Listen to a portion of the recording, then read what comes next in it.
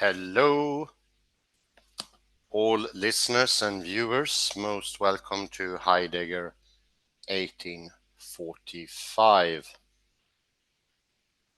We will today continue with Warren Goldfarb's Rule Following Revisited. This is the second paper on the subject rule following that we are looking into.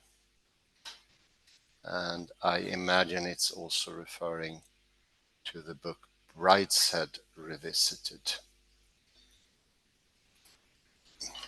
that later become an excellent TV series with Jeremy Irons as one of the lead characters.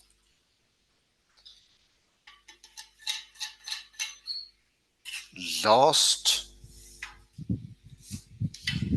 visit to rule following, we looked into the views of Kripke and Dummett and how this perception of there being a rule is most persistent, most convincing.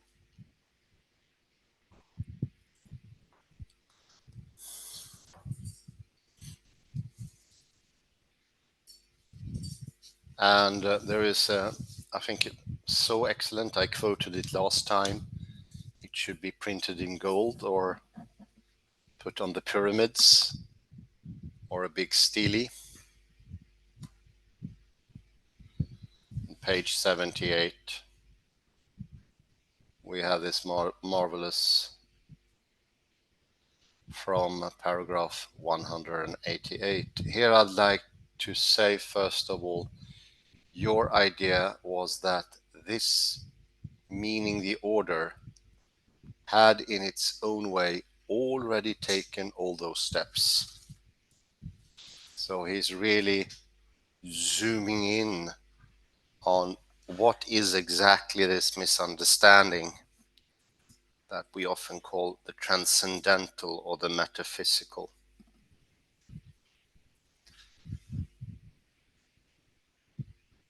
And that happens somewhere in this mysterious place called the mind. And this tendency flew ahead and took all the steps before, and you physically arrived at this or that one. So it's more or less you leaving your body, not being present anymore, being in the, let's say, if we have this n plus 2, you being at 994 when you actually are at 502 or something.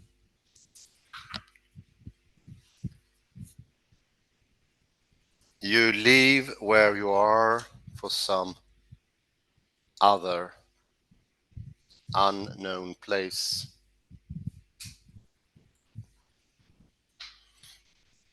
I also refer to this as the Tegmarkian or Hugh Everettian view.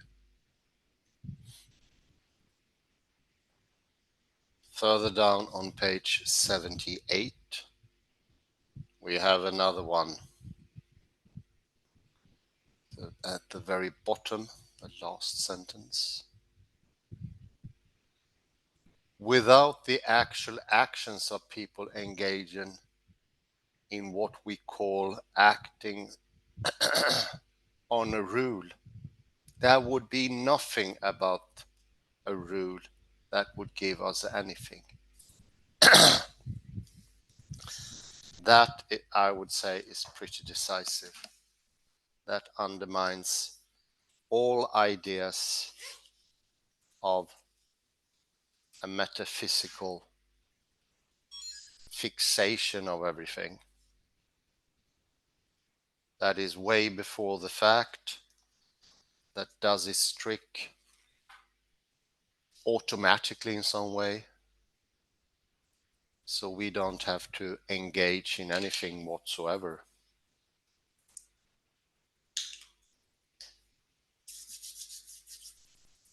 We can become absolutely loose in relation to reality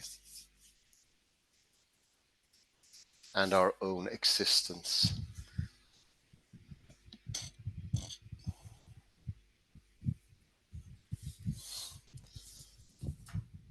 And that comes from Goldfarb himself, maybe one of the most clear and apt description what it is to no longer be of the world or in the world.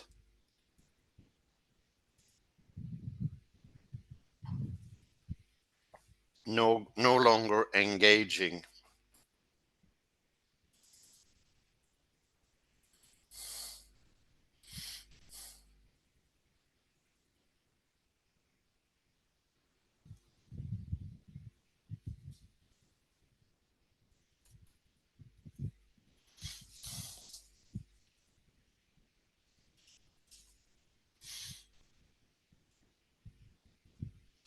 We go to page 79, the last two sentences here, when we ended, that's the end of the second paragraph on that page.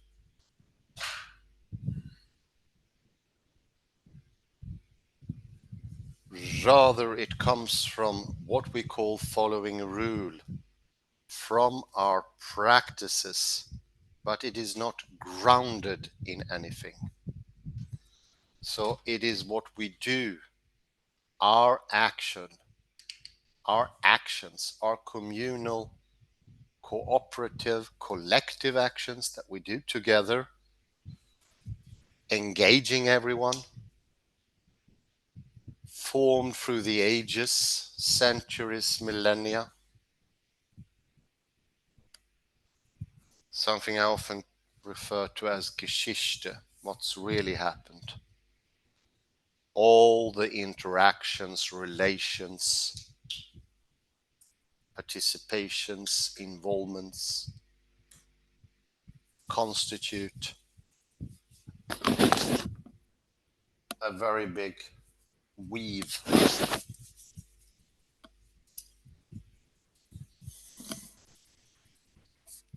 a cloth where everything is interwoven. As we mentioned in the previous lecture, when we have Strömmen and began with a new article by Jorun,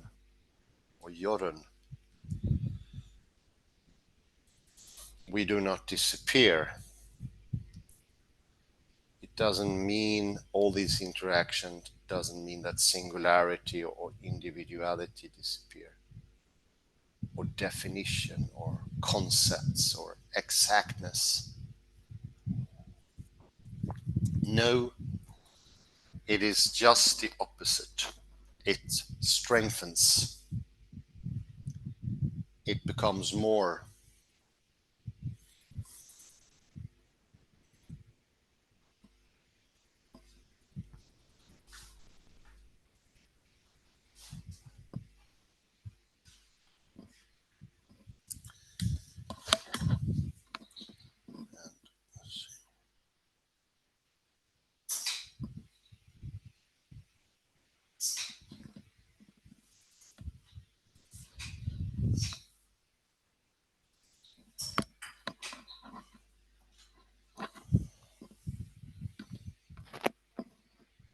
The misunderstanding, and I continue now, it's the third paragraph on page 79.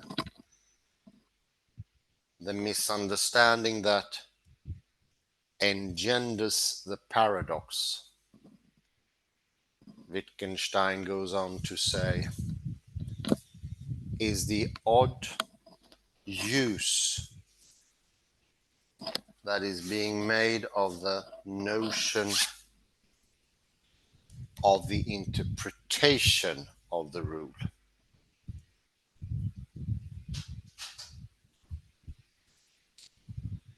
The original idea was that any possible next step could be brought into accord with a rule by some interpretation.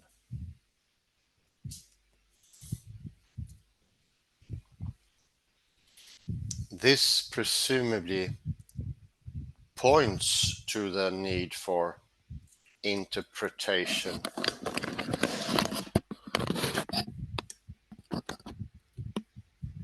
Then we think that when we take a step,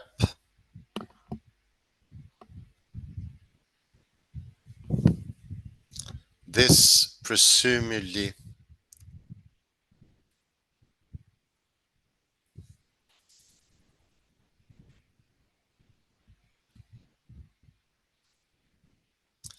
it evidences, it then we think that we take a step, it evidences both the rule and our having made an interpretation of the rule.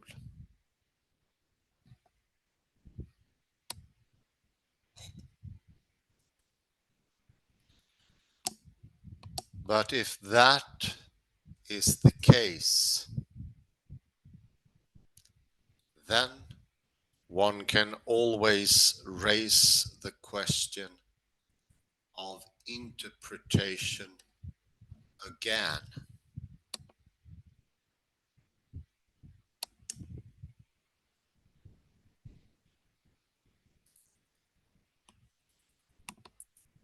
Does our taking the step evidence an interpretation of the interpretation of the rule?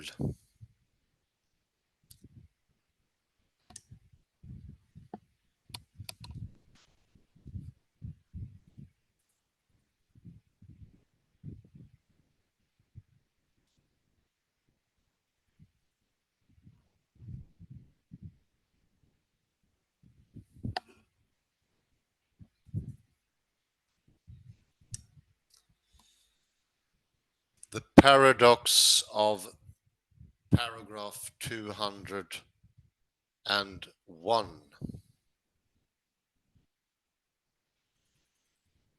arises out of a demand placed on our conception of rules.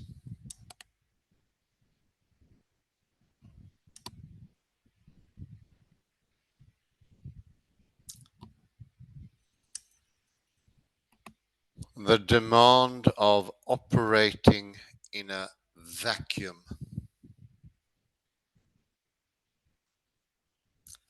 of setting up a standard of correctness in and of itself.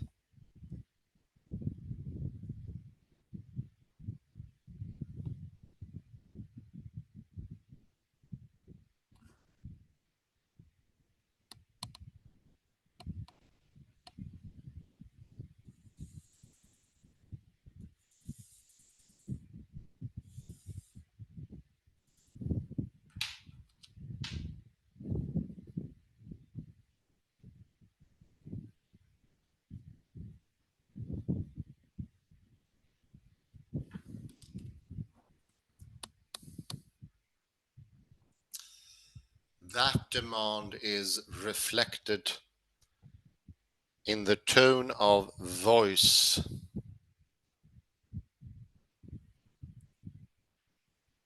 that we adopt in talking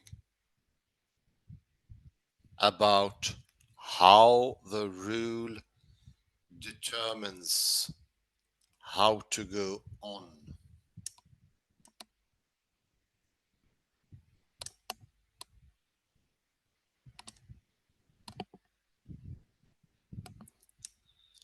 And in the felt need for an explanation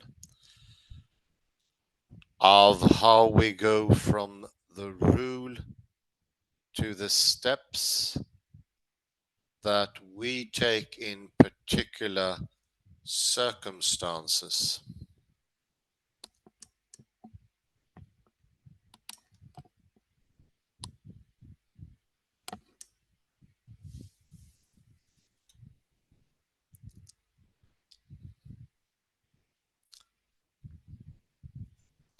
The demand issues in the construal of following a rule as requiring an interpretation of the rule.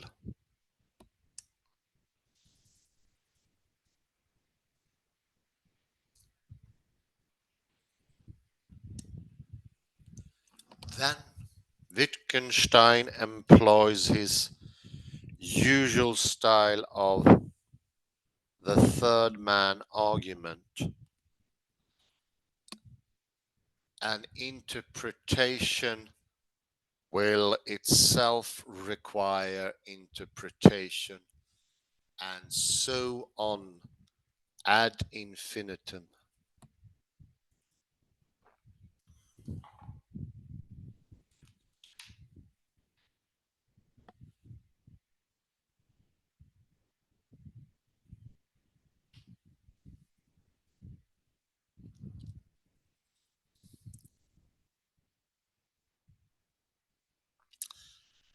Nothing of the sort that we are looking for will be able to fill the bill.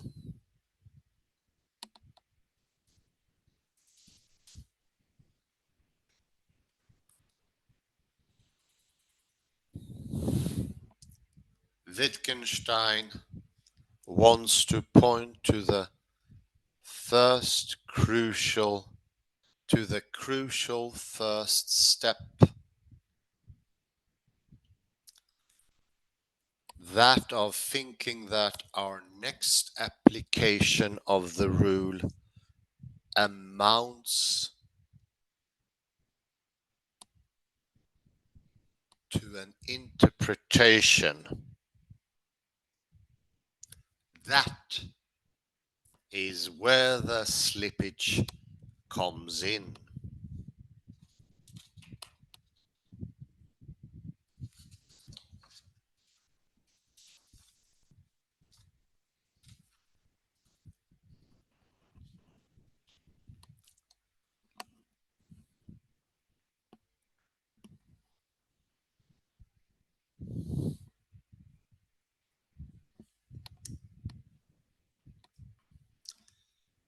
Now a problem here. As often with certain Wittgensteinian structures, is that in some particular cases, what Wittgenstein is warning against as being overinflated or otherwise illicit is perfectly intelligible and correct.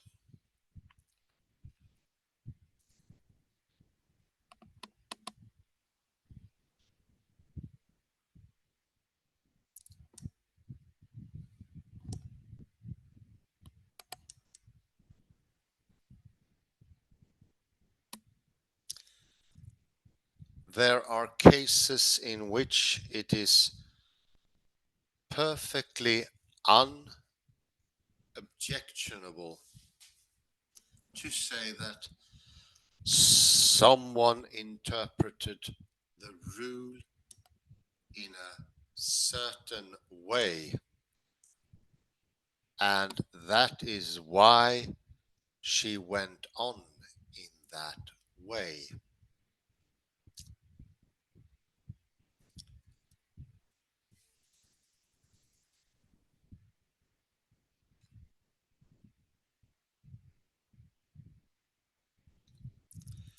The question, though, is always one of what we are exploiting, that talk of interpretation to do when used generally.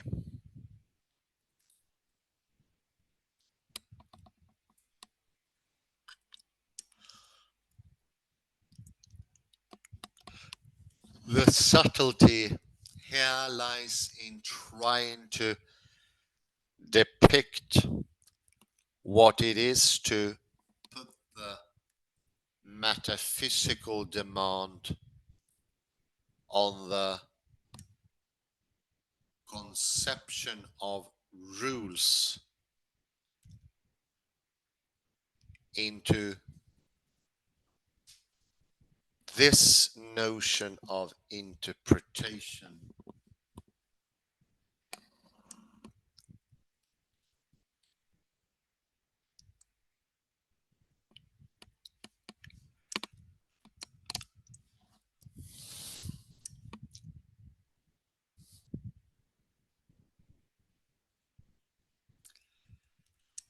Wittgenstein thus wants to issue reminders about what work the notion of interpretation actually does in ordinary cases.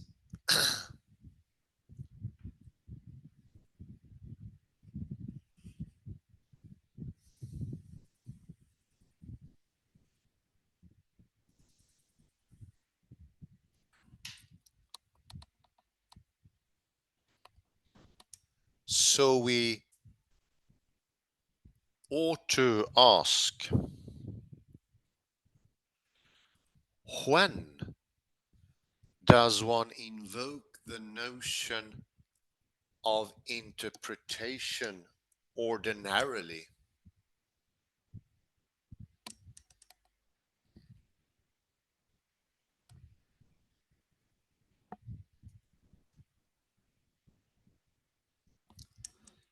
If I say, continue the series that begins with 2, 4, 6, 8, 10.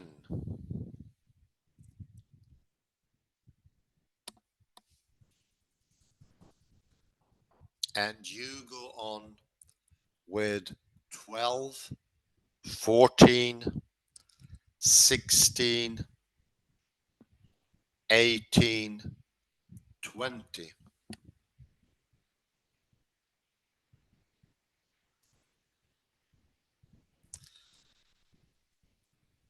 Then it sounds odd to say that what you have done is to interpret the rule.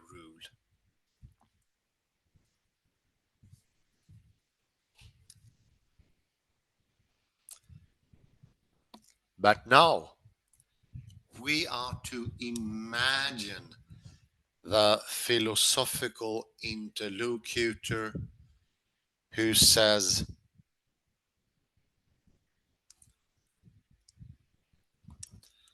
I might have gone on differently and been able to justify myself.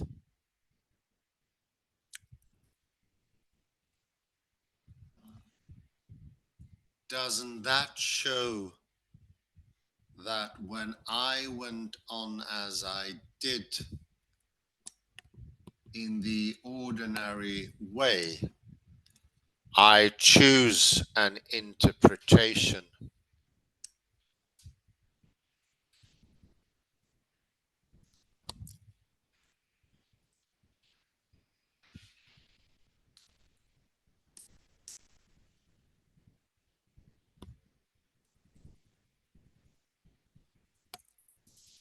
Doesn't the possibility that I could have gone on differently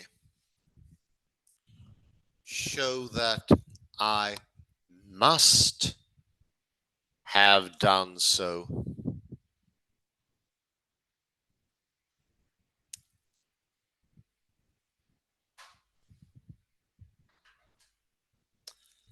That is exactly what Wittgenstein is responding to in paragraph 213.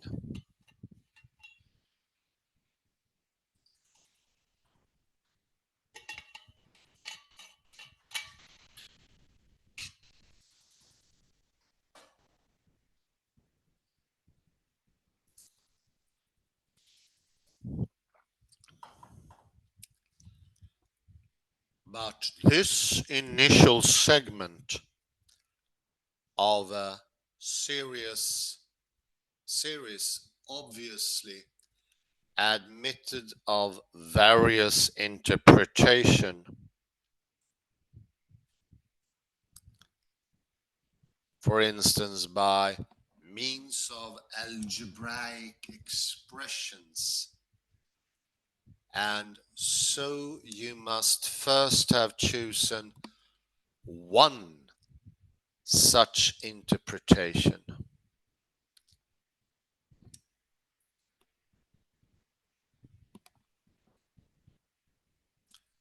Not at all.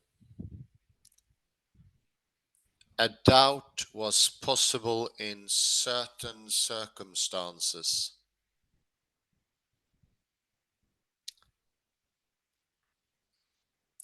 But that is not to say that I did doubt or even could doubt.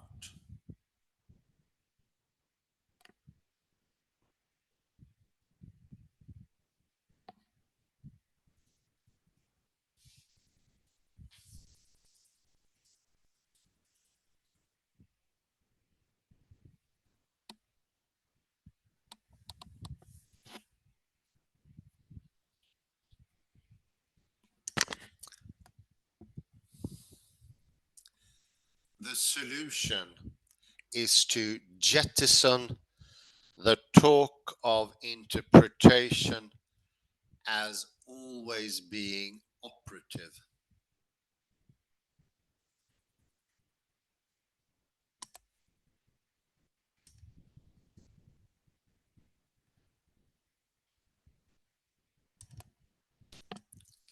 Wittgenstein points out how the notion of interpretation can arise in particular circumstances.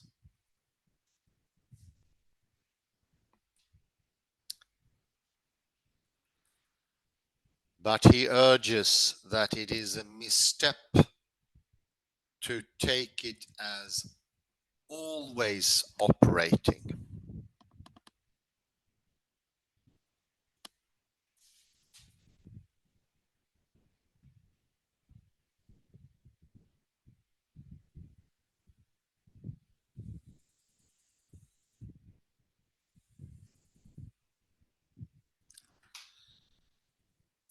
We could put it like this.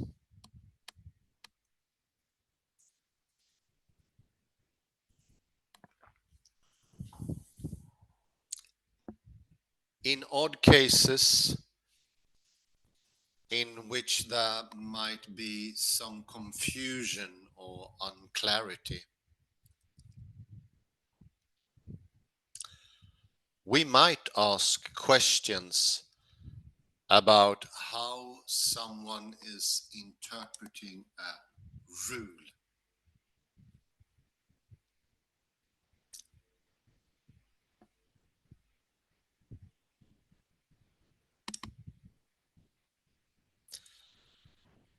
The philosophical move is then to the idea that every time one acts in accordance with the rule, one is implicitly or unconsciously interpreting it.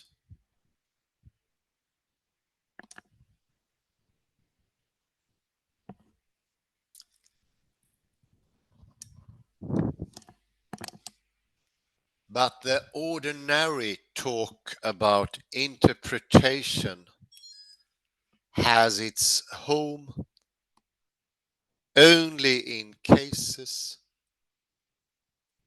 where some questions or ambiguity arises.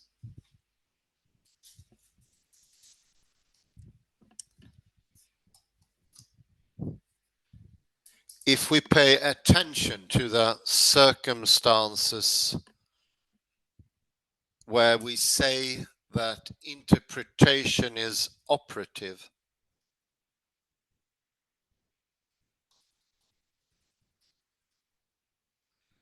we will see it does not go deeper.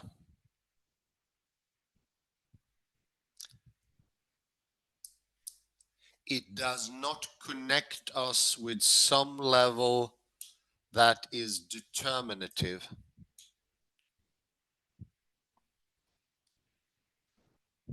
It does not function to ground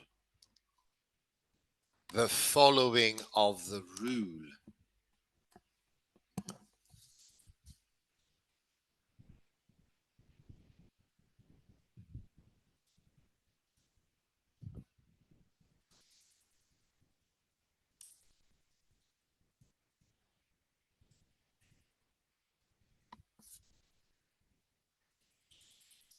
The lesson is that the question, what gets us from the rules to the steps as actually taken, is misguided.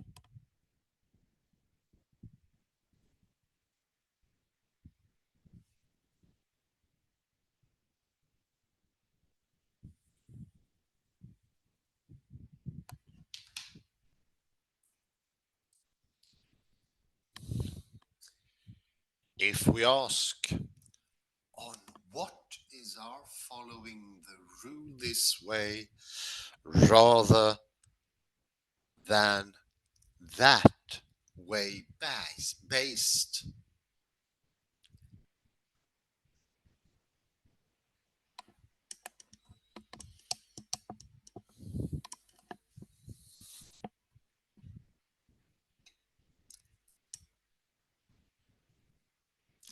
Wittgenstein would want to reply, in one sense, nothing. There's no thing on which it is based.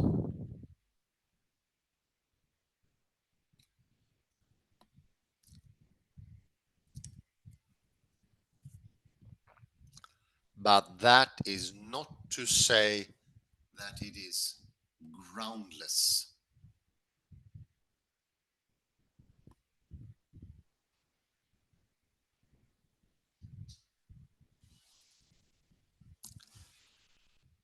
What makes a continuation in accord with a rule?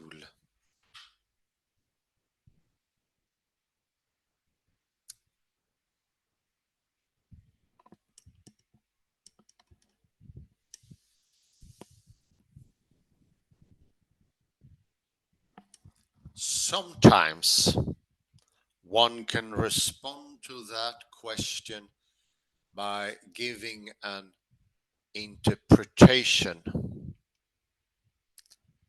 sometimes by giving a particular explanation relevant to the case at hand,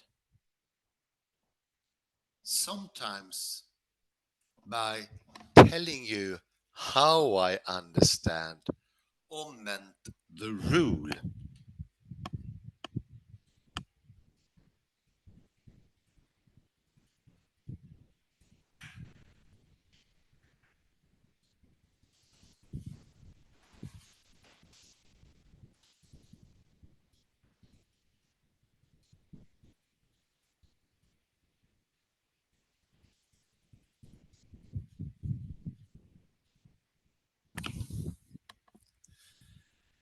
along with those practices are the understanding of when we are supposed to be able to elaborate and when we are not, when there is nothing more to say.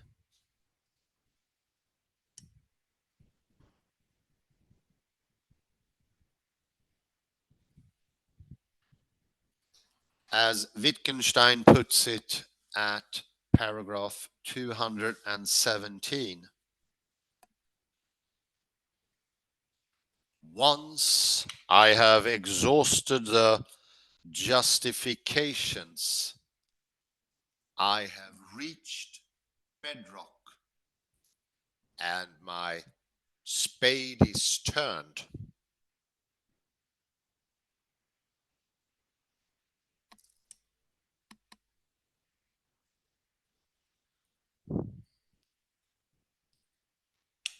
But the understandings that tell us when we have reached bedrock,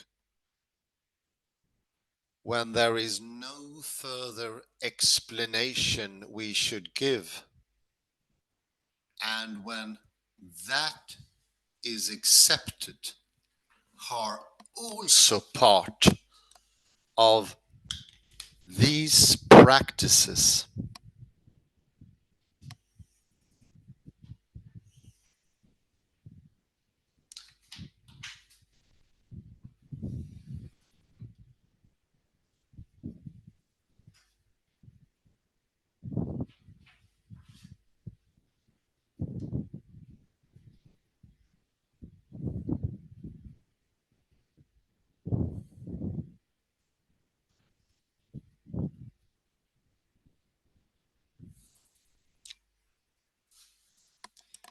Again,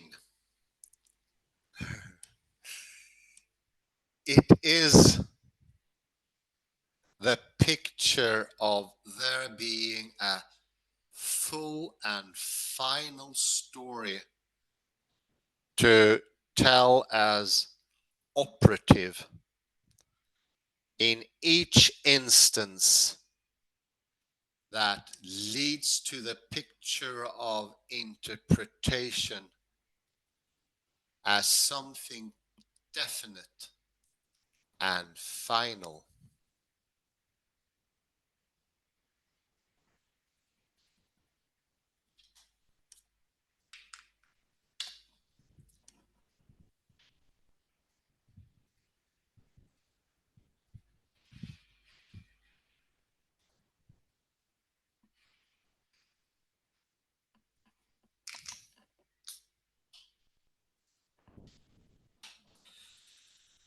That picture creates burdens that we think interpretation has to bear.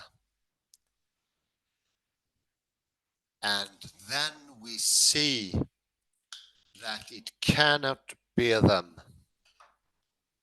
which leads to the paradox.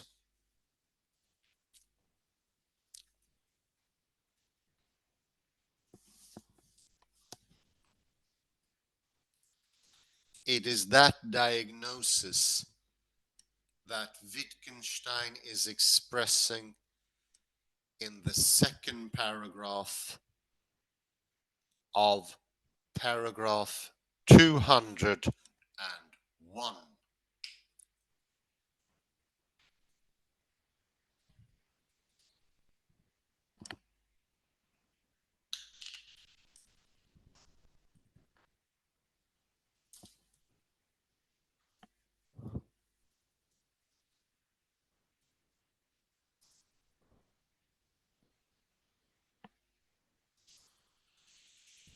If you see that no interpretation can bear this burden,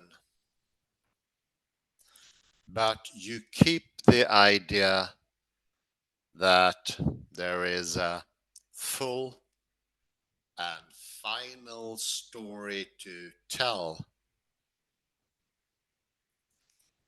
then you will get the idea of radical conventionalism.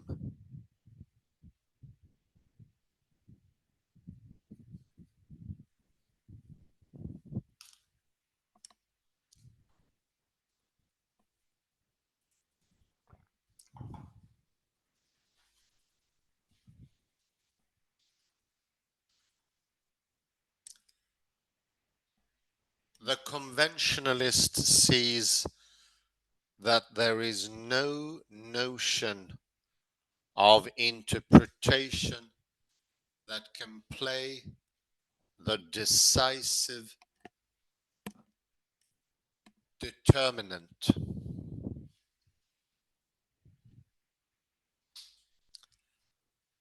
So he substitutes choice or decision as the decisive determinant.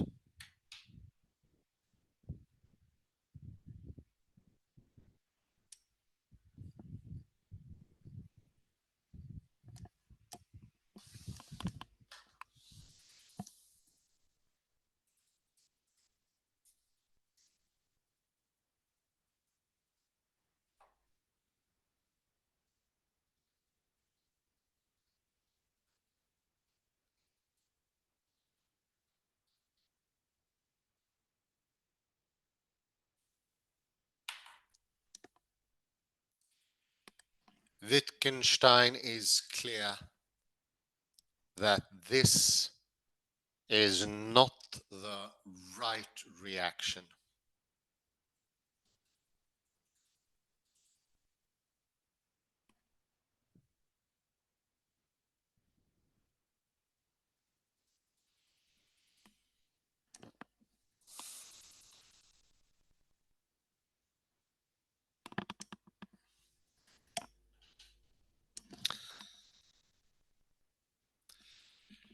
Part and parcel of talking about there being nothing more to say,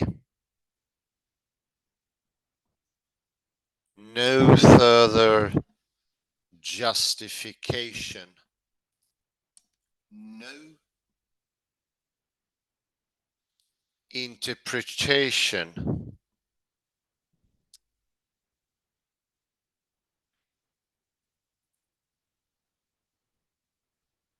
is that I do not in any sense choose how to go on.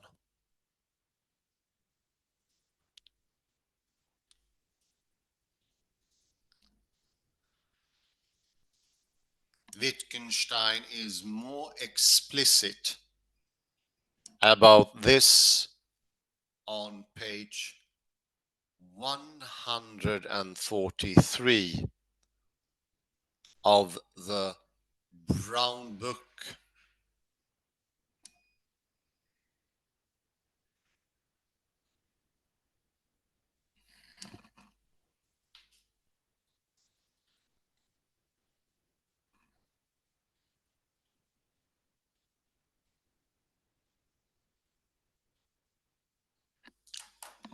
It is not an act of insight, intuition, which makes us use the rule as we do at the particular point of the series.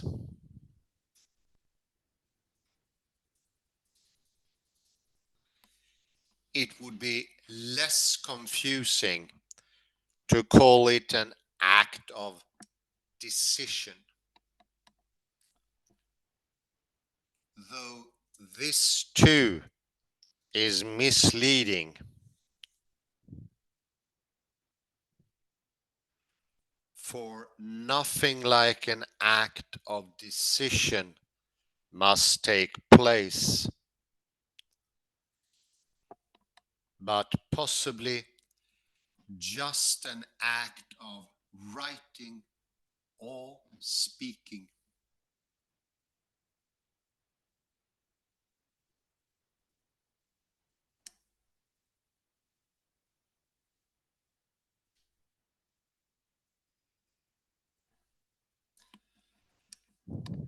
And the mistake which we here and in 1,000 similar cases are inclined to make is labeled by the word to make, as we have used it in the sentence.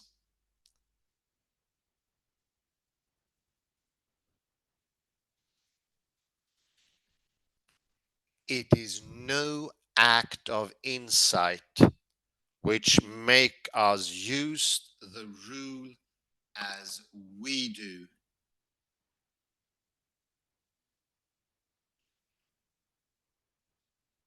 Because there is an idea that something must make us do what we do.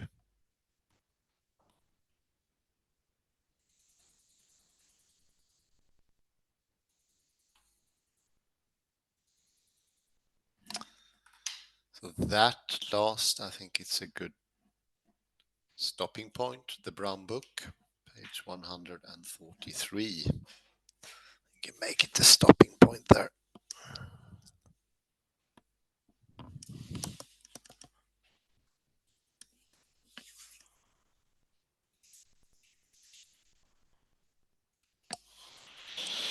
So once more, it's a rather condensed text. Let's see if I can take it apart. Goldfarb is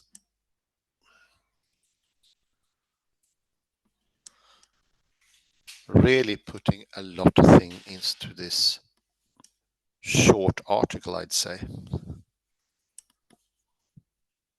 Very impressive.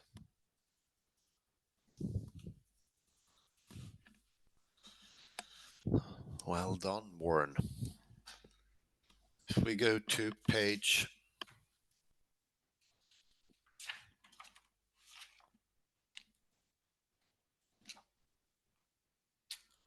79.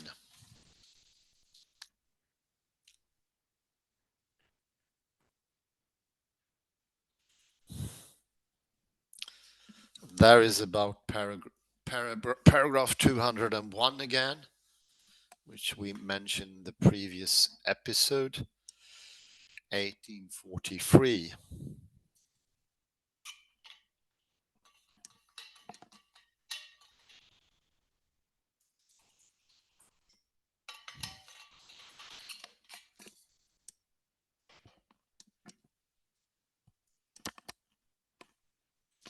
And the second paragraph here, well, the last one on that page, 79. It's maybe the mistake in a nutshell, if you like, or the kernel of the poodle, as Faust would have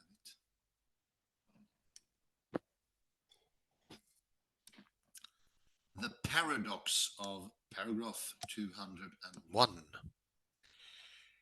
arises. You need to get up a little bit there. There. Arises out of a demand placed on our conception of rules.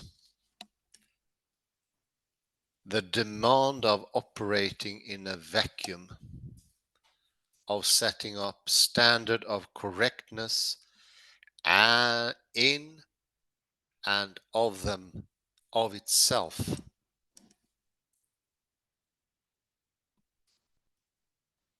And this is echoing something I heard from my dear professor Dag Westerståhl. Must have been 26 years ago, 23, 26.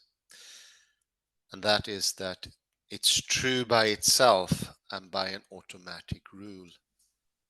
He was sort of doing the grammatical rule 1 and 2, ostensive definition together with definition by explanation. Those two rare parts of our language, he deemed them to be covering all of our language world and making for something of operating in a vacuum by itself with no help from us or any relation of anything in the world. Nothing.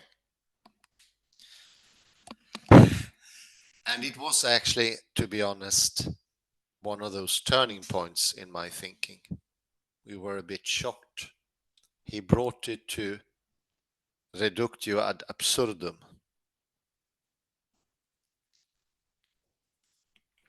And at the same time, looking at our eyes like he really meant it, whatever that meant. Really eerie, weird circumstance.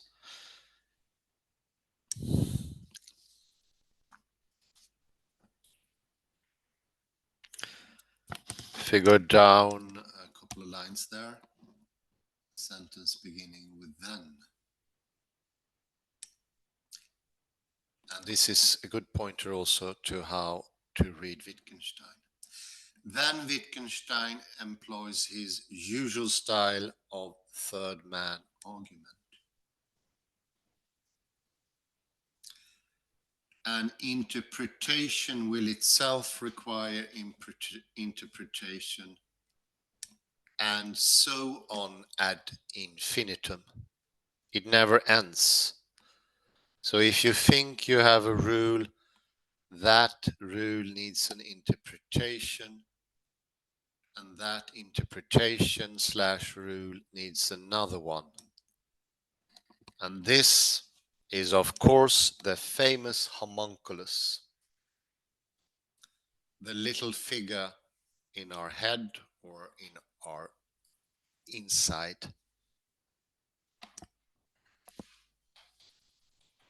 And this shows two ways of how Wittgenstein often do his presentations.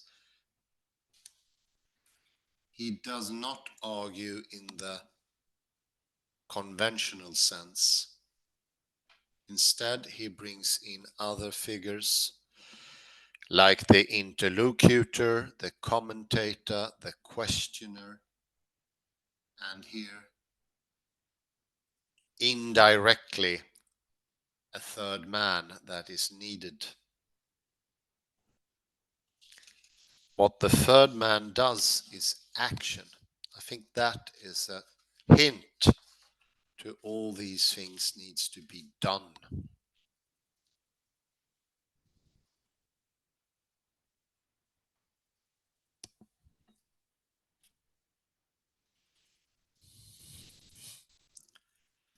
On page 80,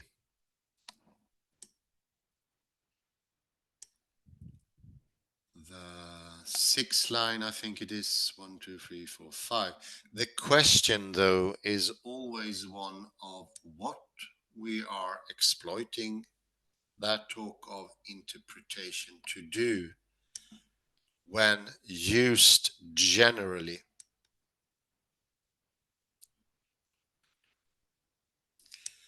The subtlety here lies in trying to depict what is to put the metaphysical demand on the conception of rules into notion of interpretation. Yeah, there's a subtlety here, and I'll go further into that. This also helps to explain why on earth does this conception of rules come from? And this is the subtlety that Goldfarb here is referring to. You need to be careful. And I'll give you a first hint now. Somebody can ask me, why did you do that? And then I'll present an explanation that could be logical or in some sort inferring causality.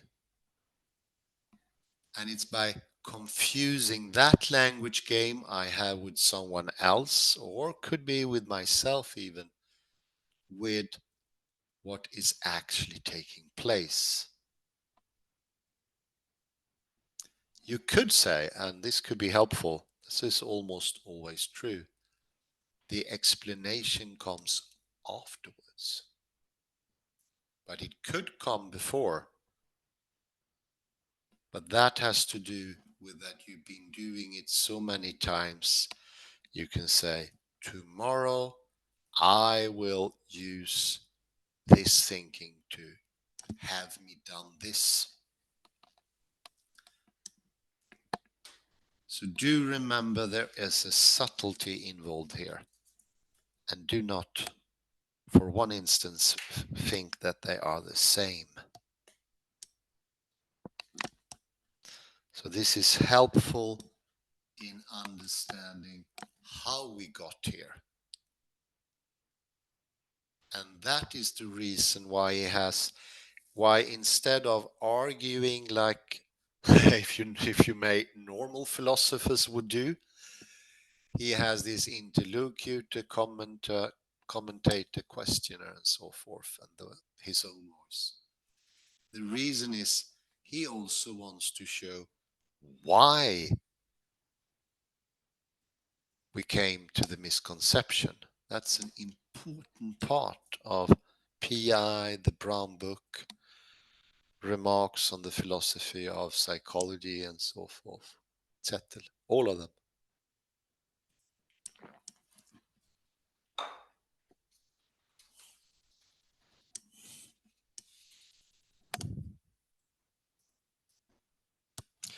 If we go further down the page, sorry, it becomes a bit lengthy here.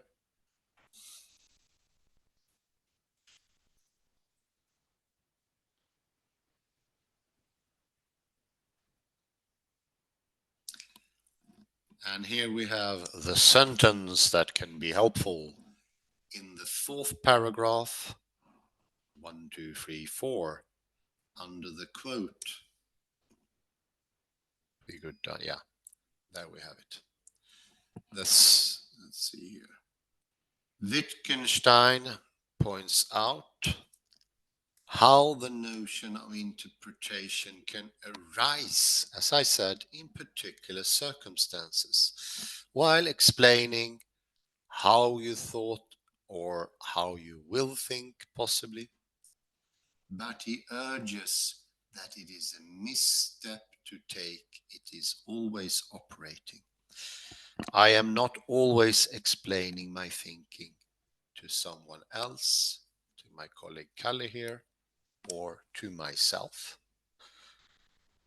If I try to do it always, it will actually hinder me in my understanding. It will take time and energy and divert, I would say, my attention from what is at hand, the goal at hand, if you like.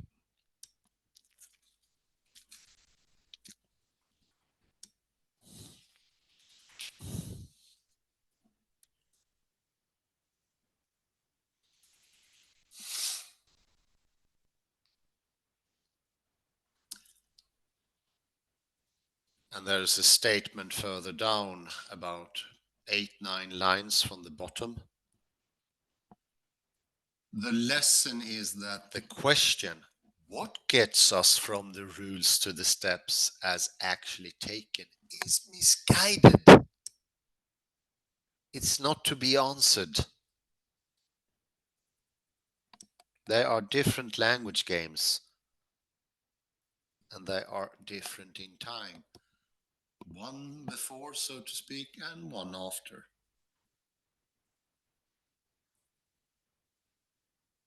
And the after is the a priori, as we often call it.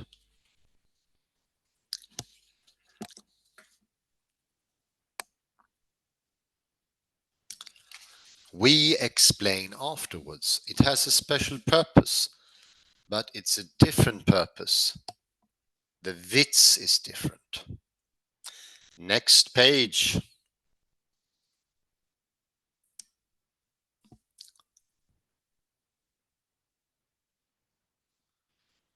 It's a quote there at the beginning from paragraph 217. And I'll read the third line after the quote because that quote we often made.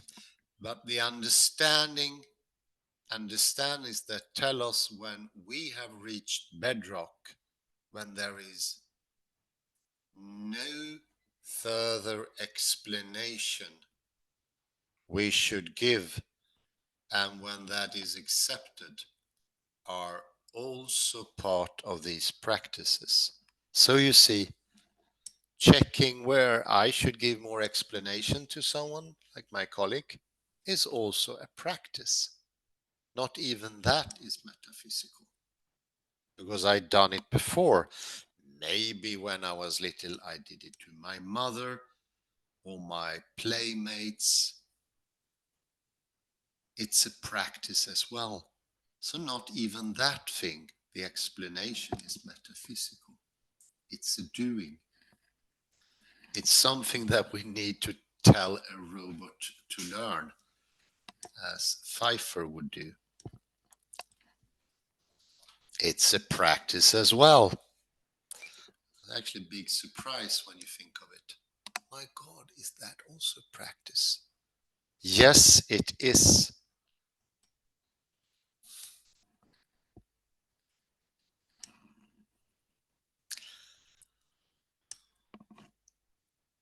And if we go a bit further down, not much, only to the next paragraph.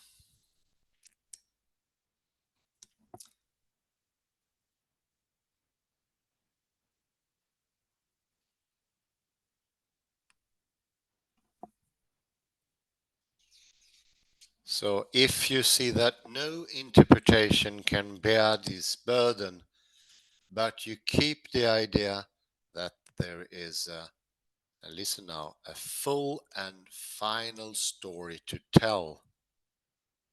So you go halfway between the understanding that Wittgenstein, the commentator, wants to do, and the interlocutor of Frege. You midway. But you keep the idea that there is a full and final story to tell. Then you will get the idea of radical conventionalism. Damn it. The conventionalist sees that there is no notion of interpretation that can play the decisive determinant. And so he substitutes choice or decision as the decisive determinant.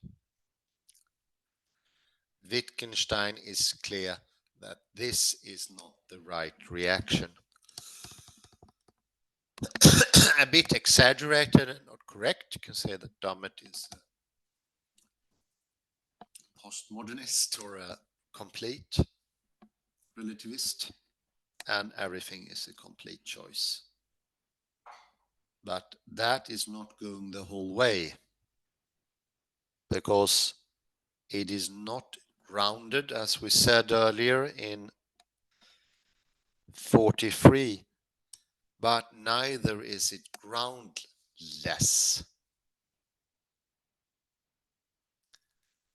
There are practices we do, and they have their so-called rules, and they do decide. It's not us that are creating at every instant somehow, which is very hard to explain.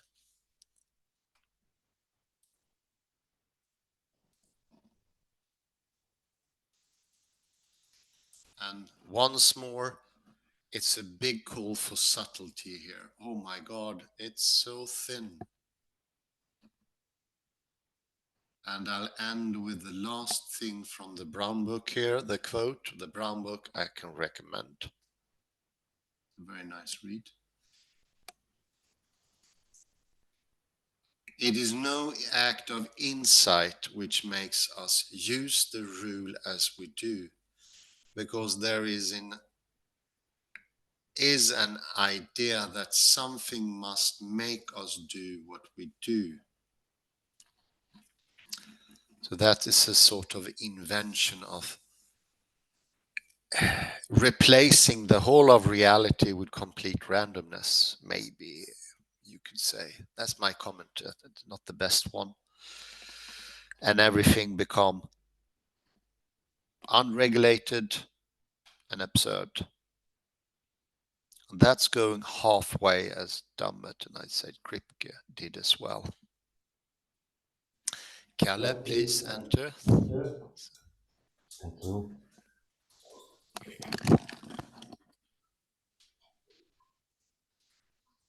Let me open philosophical investigations.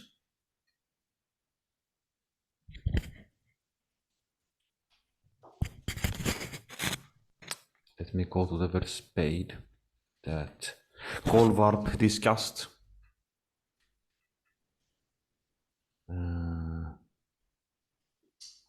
So it's in paragraph 217.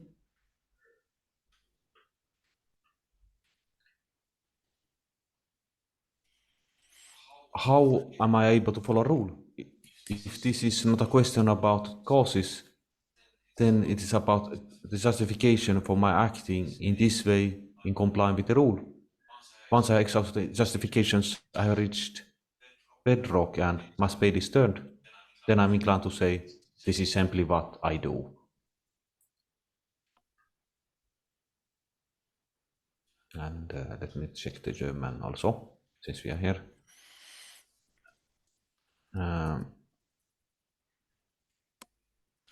Habe ich die Begründungen erschöpft, so bin ich nun auf dem harten Felsen angelangt und mein Spaten biegt sich zurück.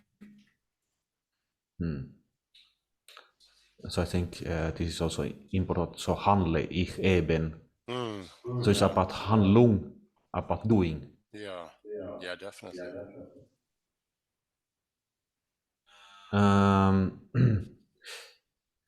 So what is, so we could think almost like about a treasure hunter or one, let's say treasure hunter who has some practice.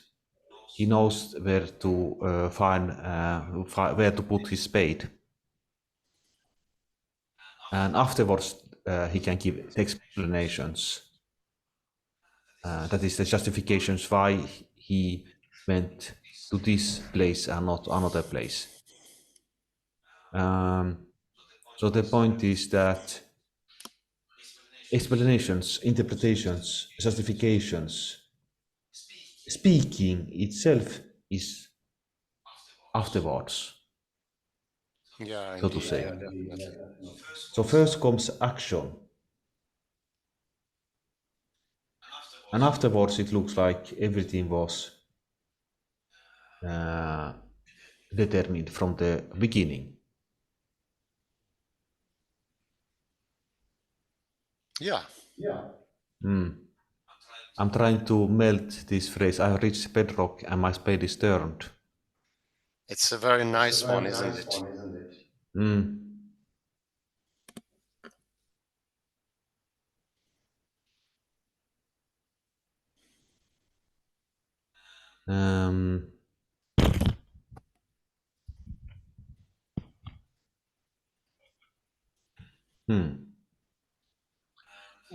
You could say that bedrock is the hard soil,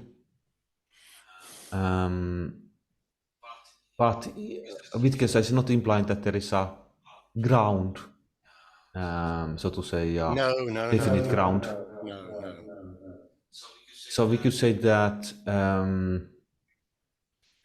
explanations are like more the ground, the bedrock, while the acting is like water. He goes smoothly down with the spade, but afterwards everything looks like it was. The explanations are like the bedrock, perhaps. Am I correct to say?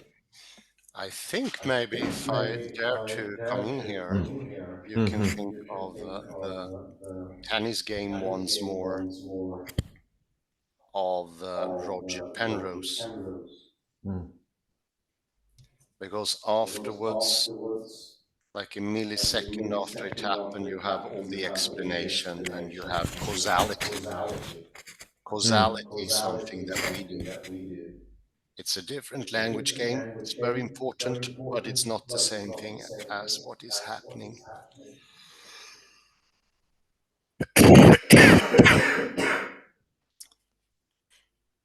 Mm-hmm.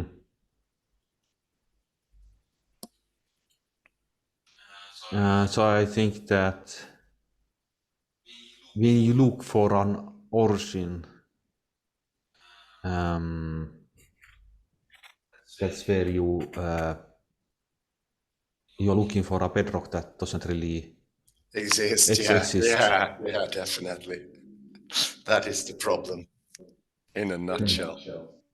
Mm.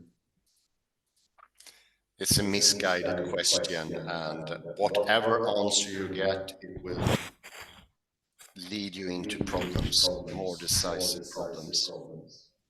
Mm. So it's about acting. Hmm. And this is the reason why, oh, my voice is sounding really weird. It's like echoing. But this is the reason why we have this paradox of ad infinitum, which I mentioned earlier on. We need an explanation that explains the explanation and an explanation that explains that explanation. Ad infinitum. It will never end. It's a paradox. And Wittgenstein is the only one to solve that paradox the whole way out.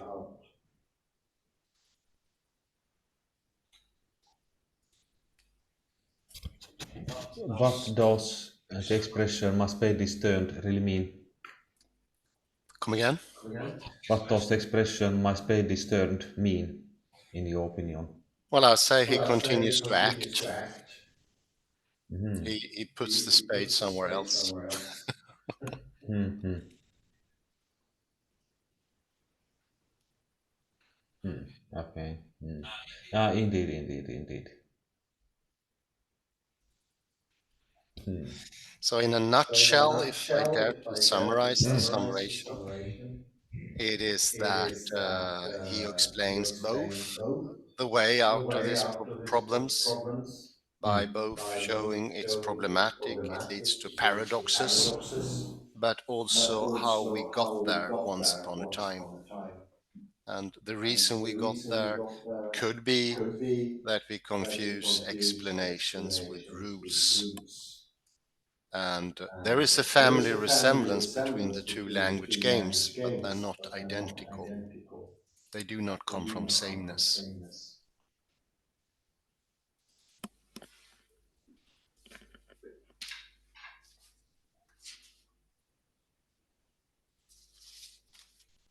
Yes, the spade is like a rule or ruler, and Oh, you yeah, are yeah, very good. interwoven with Yeah, it. definitely. Or the tennis, what do you call it, racket, Racket, yeah, yeah, very good. is the tool, and you're interwoven. You measure everything. You are interwoven with the thing that is measured. Um,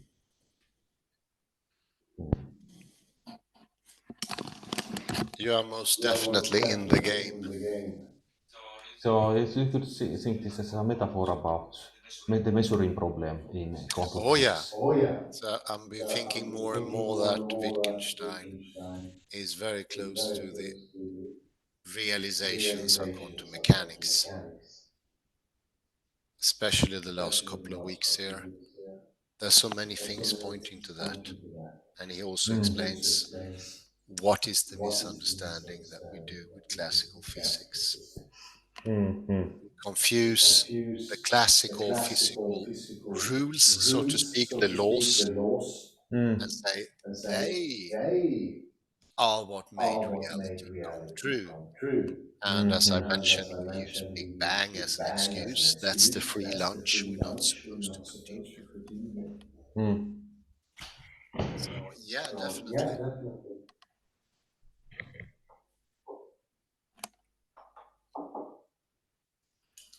Did that sort of answer your question? Yes, yes. So how, to we could compare this with classical physics. How I put this paragraph perhaps. It's not a question about causes like in classical physics. No, there isn't. Mm, it's about in quantum physics it's about acting, using your spade, so to say, your measuring tool, and then you act, and you're interwoven with the measuring device, spade, tennis racket, and afterwards you explain things. Afterwards, you explain things, you need to communicate. It's very close to a cold fire oven said that down in CERN, you do Mm. the particles. They're Mm, mm, created mm. there in the acting. And the acting are the rules. They are the true Mm. rules, the acting. And those are the ones that makes our words have any meaning. Last time, if you don't do the acting, the words will not mean anything anymore. They will be senseless because they come from acting. Without the actual actions of people, this page 78, engaging in what we call acting on a rule, there would be nothing about the rule that would give us anything. That's a pretty strong, actually. Wittgenstein usually isn't that strong or sharp, but it's true. Goldfarb is having a really good point here. Yes, you could ask somebody, the man who was looking for the treasure, ask him, didn't you have to take in consideration gravity, or how did you find it? But this is always after That's the after. fact, when everything the superpositions are always already collapsed. Yeah, definitely. And I found a very interesting passage in Paul Dirac Uh-huh. that he says every new moment creates a new Oh yeah. superposition. So every acting, every turn of spade is a new superposition because it makes the previous one collapse. Yeah, very good. I think should we Yes, conclude. yeah, I think we should conclude there. Mm. Excellent walkthrough. I'll try. Sorry about the echoing problem here. It's very annoying. Try to fix that until next time. You can only hear it in the discussion. Thank you for participating, Kalle Lundahl. Thank you, everyone, for listening in. Have a very pleasant morning, day, afternoon, or night, wherever you are. Bye bye for now.